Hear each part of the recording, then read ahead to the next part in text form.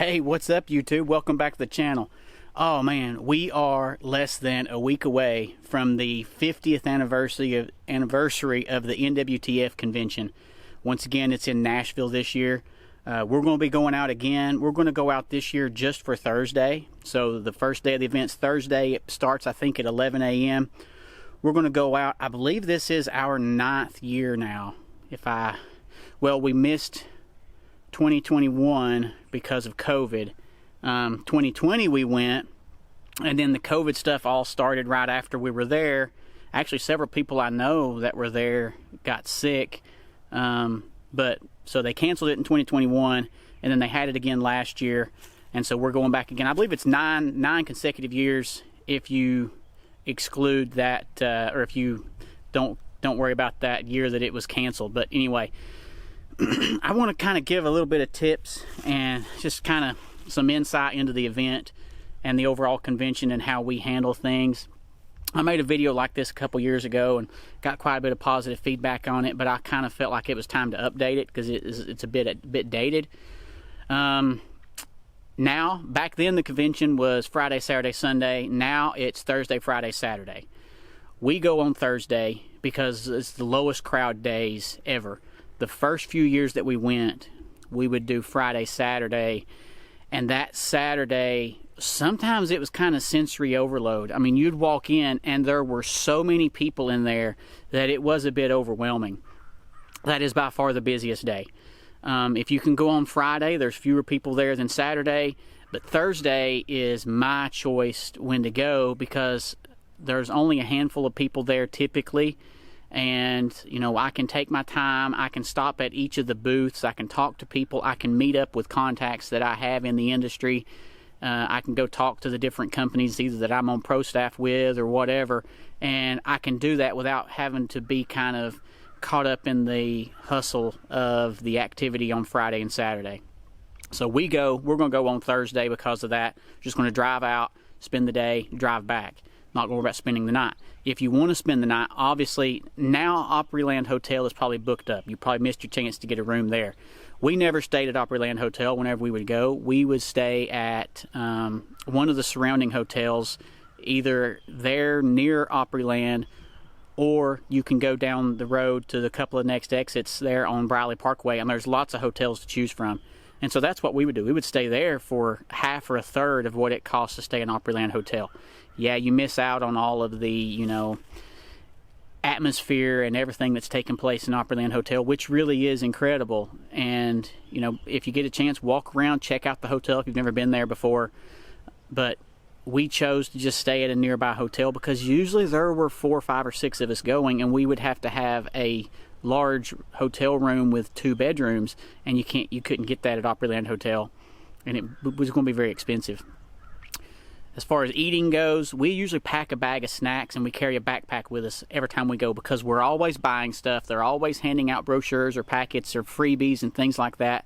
And so we always carry backpacks with us, and we carry, a couple of water bottles, and we'll have our Mountain Ops drink mixes and stuff like that in there.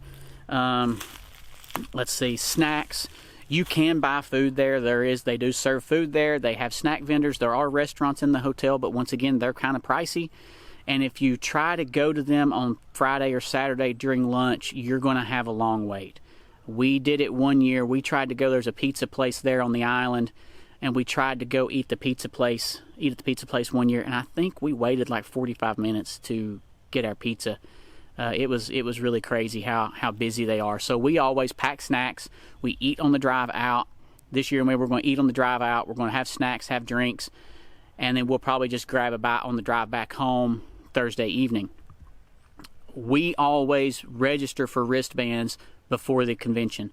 Now, if you get there on Thursday, it's not such a big deal because there's not many people there.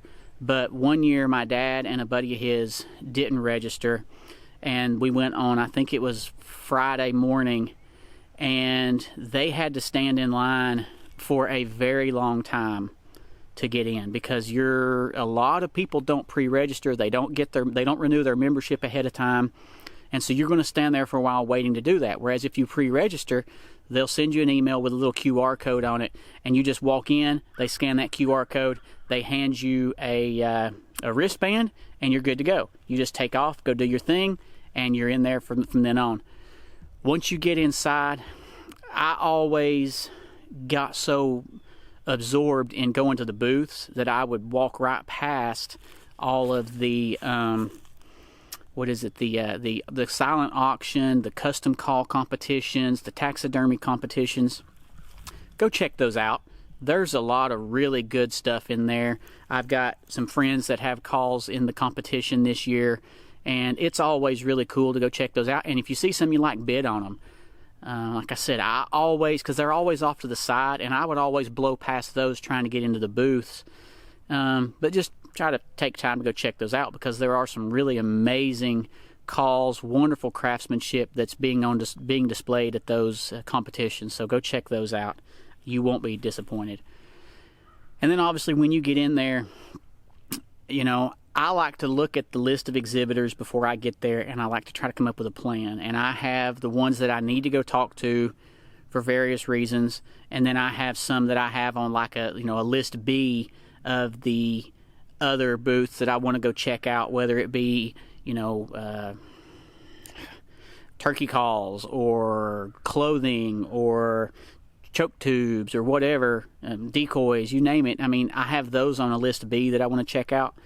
But there's always a couple of surprise booths there that you see something that you really didn't know about, and it kind of takes you by surprise, and you end up being kind of glad. So try to walk all the rows if you can. But like I said, I try to have a plan before I get there of the ones I absolutely need to get to first. Go straight to them, because as the day wears on, more people are going to show up.